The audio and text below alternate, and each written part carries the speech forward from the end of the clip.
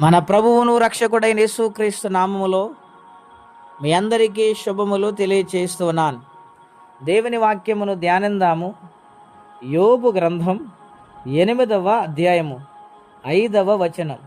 నీవు జాగ్రత్తగా దేవుని వెదికిన ఎడల, సర్వశక్తుడగు దేవుని బ్రతిమాలుకుని ఎడల, నీవు పవిత్రుడవై యథార్థవంతుడవైన ఎడల, నిత్యముగా ఆయన నీ యందు శ్రద్ధ నిలిపి నీ నీతికి తగినట్లుగా నివాస స్థలమును వర్ధిల్ల చేయను. ప్రియులారా, ఈ ఉదయకాల సమయంలో దేవుడు మనకు జాగ్రత్త నేర్పిస్తున్నాడండి. అజాగ్రత్తగా ఉండవద్దంటున్నాడండి. వెతకమంటున్నాడు ఆయన. వెతుకుతున్నామా? ఆయన సన్నిధిని వెతకాలి, ఆయన బలాన్ని వెతకాలి. ఆయన సన్నిధిలో ఉన్న ఆనందం ఈ లోకములో లేదు గనుక ఆయన వెతకాలి. యెషయా అంటాడు, యెహోవా మీకు దొరుకు కాలమందు ఆయనను వెదకండి, ఆయనను వేడుకోండి అని వ్రాయబడింది. ప్రియులారా, నిజమే ప్రియులారా, ఇది దొరికే కాలం.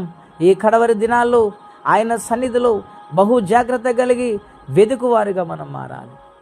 ఒక స్త్రీ 10 వెండి నాణెములో ఒక నాణెము తప్పిపోతే ఎంతో జాగ్రత్తగా వెతికింది. ఆమె కష్టపడింది, శ్రద్ధతో ఎదికింది గనక ఆ నాణెము దొరికింది. ప్రియులారా, ఆ నాణ్యమును బట్టి ఆమె సంతోషించింది. అయ్యో 10 నాణాలు ఉన్నాయి, ఒకటి పోతే నష్టమేంటి, అవసరం లేదని అశ్రద్ధగా లేదు, నిర్లక్ష్యం చేయలేదు, చాలా జాగ్రత్తగా వెతికింది కనుక ఆ 10వ నాణ్యము దొరికింది. ప్రియులారా, సంతోషించింది. ఈ యొక్క దినాన్న ఆలోచన చేస్తున్నారా?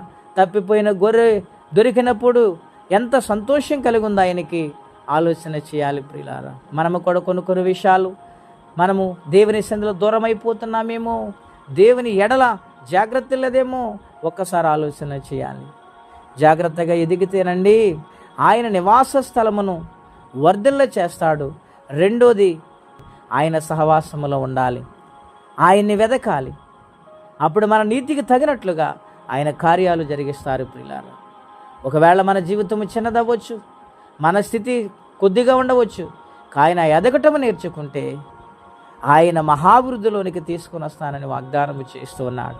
అవును ప్రియులారా, దావీదు ఆయన వెదికాడు గనుక గొర్రెల దొడ్డులో నుండి ఇశ్రాయేలు ప్రజలను పరిపాలన చేసి రాజుగా దేవుడు ఆయన మార్చేశారు. కారణం ఏమిటో తెలుసా? ఆయన సన్నిధిని ఆయన వెదికాడు, జాగ్రత్త కలిగి వెదికాడు. చిన్ననాటి నుంచి ఆయన సన్నిధిలోనే తన జీవితాన్ని సమర్పించుకున్నాడు.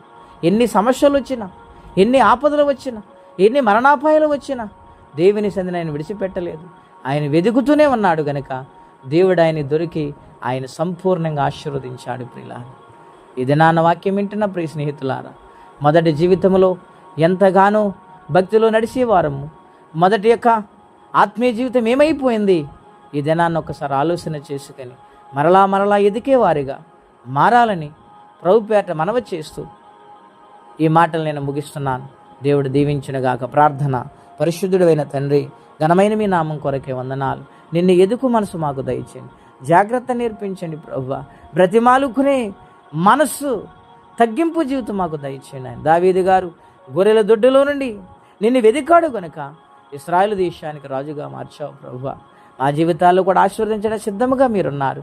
అయితే మేము లోకవైపు చూస్తున్నామేమో నాయన, ఎదగకుండా కాలయాపన చేస్తున్నామేమో, క్షమించి నాయన సంపూర్ణంగా ఎదికే మనసు అందరికీ మీరు దయచేయమని, ఈ దినము దీవెనకరంగా మార్చమని యేసుక్రీస్తు వారి పుణ్యనామన ప్రార్థించి స్తుతించి వేడుచున్నాము తండ్రి. ఆమేన్. దేవుడు దీవించును గాక. ఆమేన్.